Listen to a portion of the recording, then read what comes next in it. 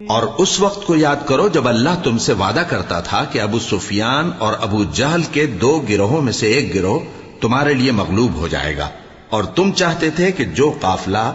بے شان و شوکت یعنی بے ہتھیار ہے وہ تمہارے ہاتھ آ جائے، اور اللہ چاہتا تھا کہ اپنے فرمان سے حق کو قائم رکھے اور کافروں کی جڑ کاٹ دے، تاکہ سچ کو سچ اور جھوٹ کو جھوٹ کر دے، گو مشرک ناخوش ہی ہوں۔ جب تم لوگ اپنے پروردگار سے فریاد کرتے تھے تو اس نے تمہاری دعا قبول کر لی اور فرمایا کہ تسلی رکھو،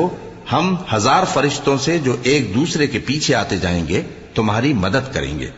اور اس مدد کو اللہ نے محض بشارت بنایا تھا کہ تمہارے دل اس سے اطمینان حاصل کرے، اور مدد تو اللہ ہی کی طرف سے ہے، بے شک اللہ غالب ہے، حکمت والا ہے۔ جب اس نے تمہاری تسکین کے لیے اپنی طرف سے تمہیں نیند کی چادر اڑھا دی اور تم پر آسمان سے پانی برسا دیا